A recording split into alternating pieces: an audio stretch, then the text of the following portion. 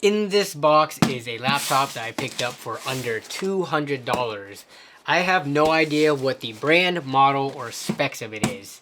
I bought this from Woot.com, and if you guys don't know what Woot is, it's an online retailer whose main shtick is to sell one item a day, usually at a heavy discount. Well, that's how it started out anyway. They were eventually acquired by Amazon, who kind of messed up the whole novelty of what Woot was all about. And nowadays, Woot sells multiple things a day across different categories. So in my opinion, it kind of lost its charm. One of the things Woot is really known for since the early days of the company is the random bag of crap, a mystery box that costs $3 plus $5 shipping. The content of this bag of crap is completely random, but usually worth more than what you paid, in terms of MSRP anyways. So that's kind of the quick backstory of Woot for those of you who didn't know, and they are the ones that sold me this mystery laptop. So in this video, we're going to open this up and see what I got, right after a quick word from this video sponsor. I need you to do something for me real quick. Go to the closest charging cord that you have plugged into a wall right now. You know, the one that you use to charge your phone, tablet, or whatever electronic device. Once you're there, take a look at the charging block that cord is attached to. What kind of block is it? Is it one of these types of whatever the heck brand, low quality? You probably got it from whatever random device you bought, charges slow as heck, and always fails sooner than it should types of blocks? Well, if it is, then you should consider ditching it and getting something more along the lines of these. These are Ugreen's Nexode Pro series chargers in various outputs from 65 to 100 to 160 watts depending on your needs, and they're all PD or power delivery rated, so beyond quickly charging your lower powered devices like your phone and tablet, you can also charge higher powered devices like cameras and laptops.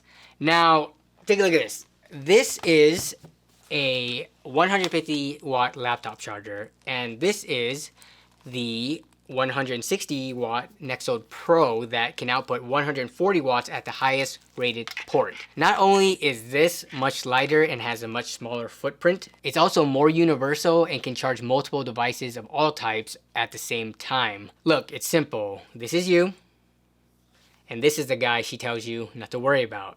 Step your charger game up. You can find more information on these products in the link in the video description. Thanks Ugreen for sponsoring this segment of the video, and now let's get back to it. Alright, so Woot's Mystery Laptop Scratch and Dent. As the product title implies, these are not brand new laptops. They are refurbs and they may have blemishes, but should still be fully functional. I don't know about y'all, but I don't care about that stuff. It's just looks. And if it means it helps me get a bigger discount, then I'm cool with it. So this was $170 after tax and free shipping, so it came out to a grand total of $188 out the door. We already kind of have an idea of what could be in this box because Woot actually publishes the probability of what the specs can be. So let's take a look. They say at a minimum, you should expect to receive the following. So an Intel Core i5-6300U CPU or newer. 50% of customers will receive an i7, 25% of customers will receive an i5 8th gen or newer. So based on this, the worst thing we can get is an i5-6300U, which is pretty old. I wonder if it can go up to like a 10th gen or 12th gen even. Probably not, but so that's with the CPU. Now for the display, at least a 13.1 HD display, which is 1366 by 768 resolution, but 80% of customers will receive a full HD 1920 by 1080p. So that is a really good chance of getting at least a 1080p display. And then 65% of customers will receive a 14-inch screen, 10% will receive 15.6 inch screen. At a minimum, we will get at least 8 gigabytes of DDR4 2400 memory. The laptop supports up to 32 gigabytes. Apparently all of them will, okay? So you can upgrade if anything, but 65% of customers will receive 16 gigabytes of RAM and 10% will receive 32. And then you're gonna get at least a 256 gigabyte SSD, 35%, ooh, this is a pretty low chance compared to everything else we just read so far. 35% chance getting a 512 gig SSD. So we've got a 65% chance of getting 256, which is not the best in 2024, especially if you're trying to game. This is likely, it's not gonna have a dedicated graphics card. That's not gonna stop us from trying to game on it though. Without further ado, let's open this thing up. So here's the box, pretty plain box, doesn't have any branding, Woot or Amazon or, you know, any details of it being a laptop inside. So porch pirates hopefully are not interested in this.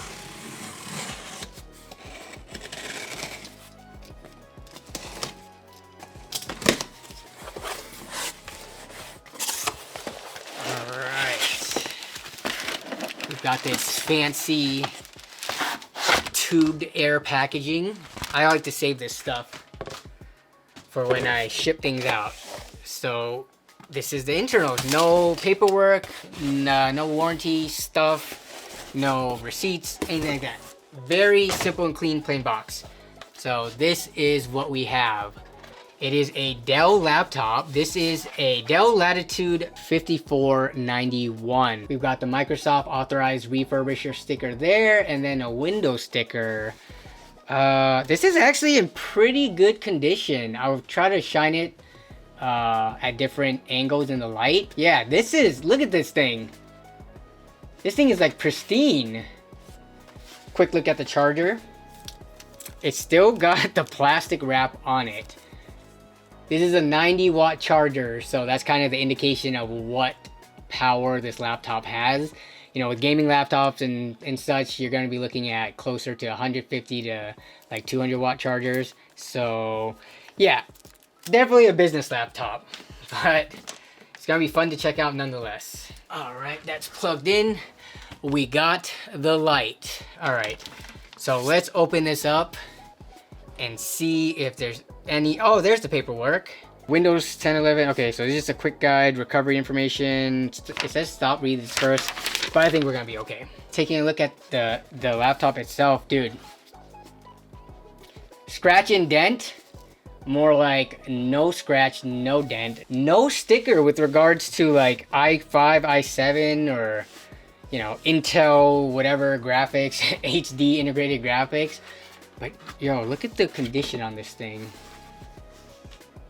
I'm trying to get as many close-ups as possible, but either this thing was basically brand new, or they did a phenomenal job cleaning this thing up.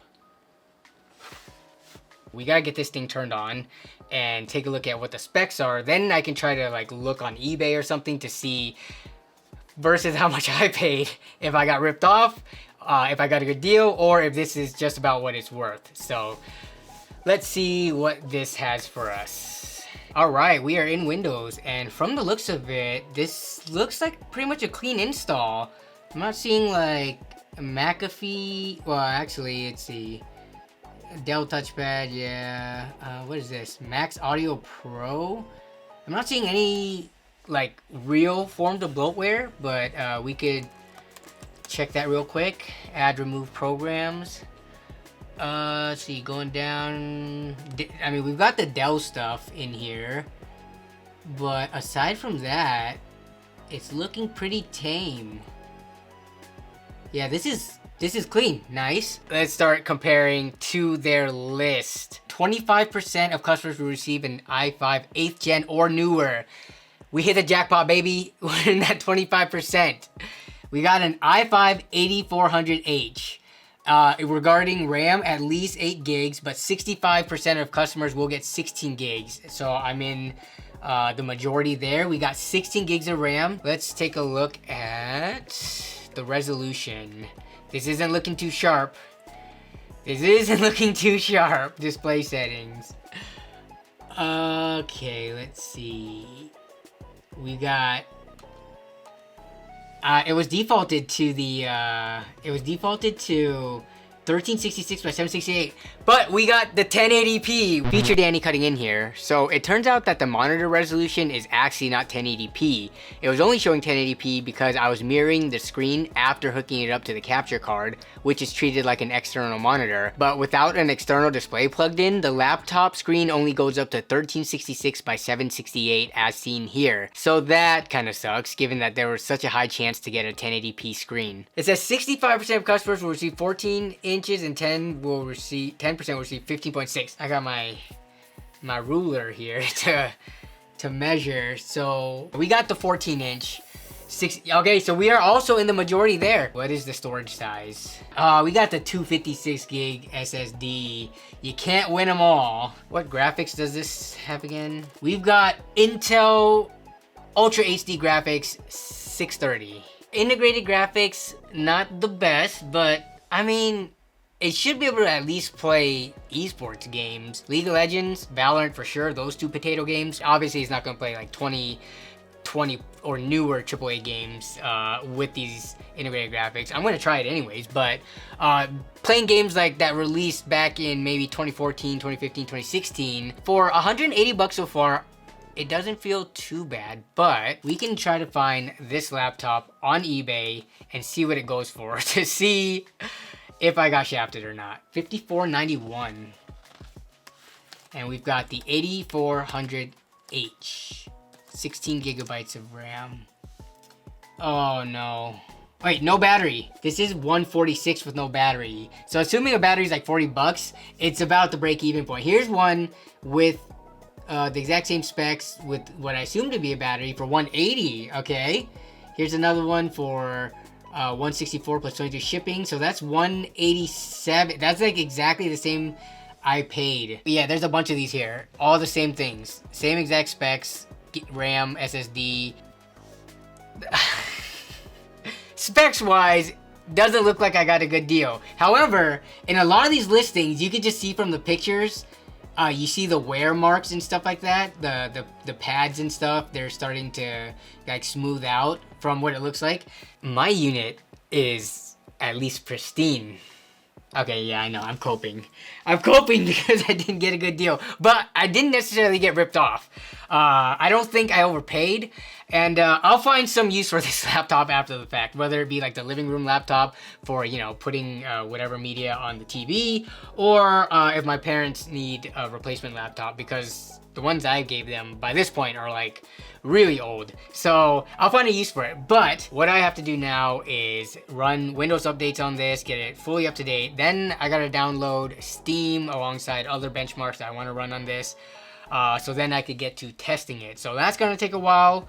So I'm gonna go do that, and then we'll check back in once that's all set up and ready to go. All right, we're fast forwarded through all the downloading. Let's go through the benchmarks. We'll start off with some synthetics to get a baseline idea of what we've got here. In Passmark Performance Test 11, the overall system, which takes into account the CPU, GPU, RAM, and storage, scores in the low 1500s, with the CPU and RAM individual scores performing the best relative to other systems, and the integrated graphics coming in as clearly the weakest link. Looking at a quick synthetic graphics card benchmark in 3D Mark Barstrike, the UHD 630 scores around 1100 in terms of the graphics score. To get an idea of how bad this is, here's some recent results I got for the almost decade-old mid-range GTX 960 desktop variant, which scored in the upper 7000s, and the current mid-range desktop RTX 4060, which scored over 28,000. This kind of gives you an idea of the scaling between the capability of the integrated graphics versus dedicated graphics cards. Jumping into the games, I played everything at the laptop display's native resolution, 1366 by 768, and most settings were set to the lowest they could be, with the exception of a couple of titles.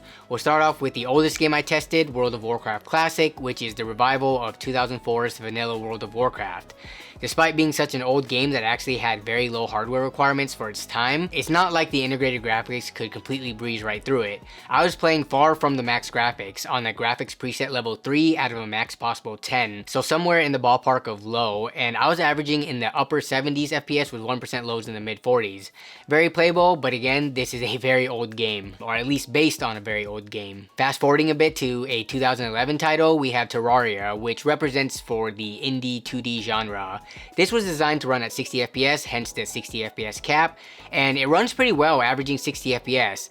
There was a weird slow motion thing going on, which caused the frame rate to drop to 30 randomly, which was by no fault of the laptop. This is a commonly known issue reported by many players of Terraria, and no amount of troubleshooting and changing settings I did would fix it. But yeah, this averaged 60 FPS with no problem, and if that slow motion thing got fixed, I'm sure the 1% lows would easily be in the mid 50s, if not super close to 60. Another title from around this time frame is Skyrim, which released at the end of 2011. This is actually Skyrim Special Edition, which released in 2016, but the Special Edition actually has some improved stability due to changes Bethesda made. At the lowest graphics preset, I was just shy of hitting 30 FPS average with 1% loads right at 20. This is probably what it felt like playing on console back in the day when this came out. Prototype 2 came out in 2012.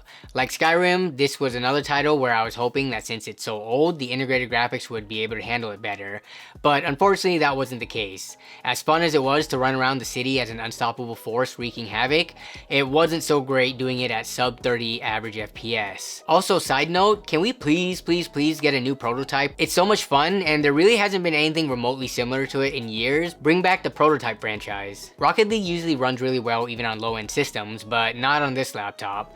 Playing at the lowest settings, we only managed to average 37 FPS with 1% loads in the mid-20s. Look at those erratic frame rate and frame time graphs, just like Valorant. That is not ideal at all for a fast-paced esports game, where even being a millimeter off when bumping the ball can dramatically change its trajectory. Dirt Rally is a 2015 title, and the integrated graphics did surprisingly well here.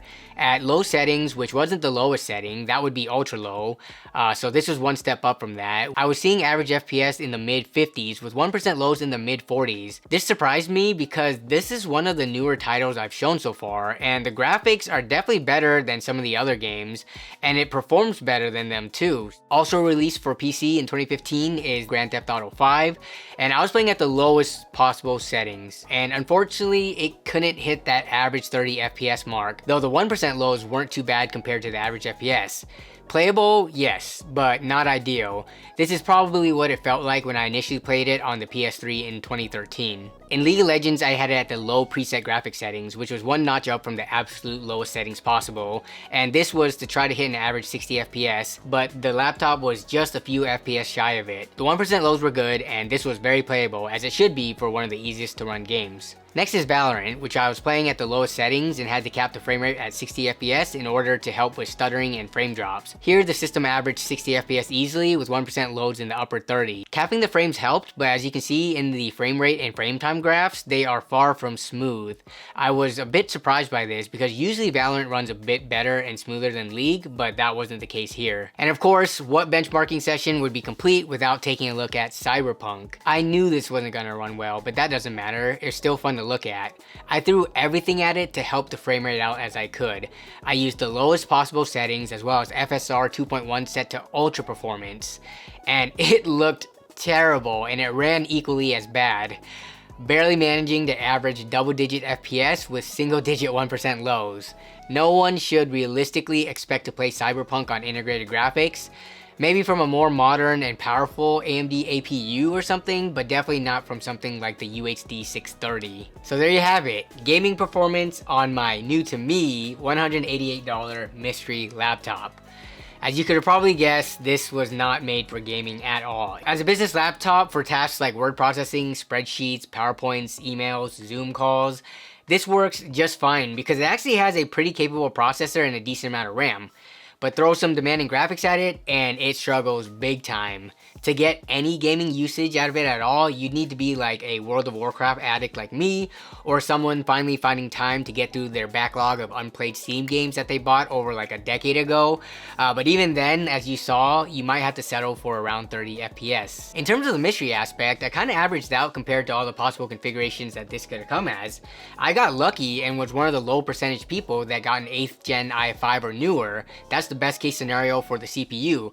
But I also got screwed over on the resolution, being in the lower percentage of the people that got the 768p screen. And the 16 gigs of RAM and 256 gig SSD was like right in that majority 65% chance that they published. So overall, not the worst, but also not the best. With that said though, I can't recommend anyone else go out and buy a mystery laptop like this. I would have been pretty pissed if I was unlucky enough to get shipped a 6th gen i5, 8 gigs of RAM, 768p screen, and 256 gig storage, which was the worst possible outcome.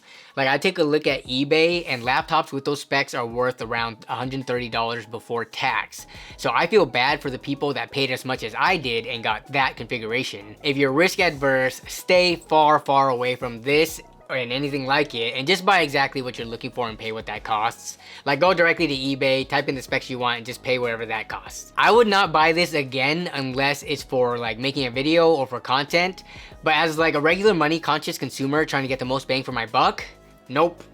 No more mystery tech boxes from me. But yeah, that's gonna wrap it up for this video. Hope you all enjoyed and found this either entertaining or useful in one way or another. Let me know down in the comments below, have you ever bought mystery tech before? And if so, where from and how did that turn out? I want to thank you all, as always, for watching and for continuing to support the channel. Huge shout out to the channel members for their above and beyond support. Be safe out there, and I will see y'all down in the comments as well as the next stream and or video. Bye.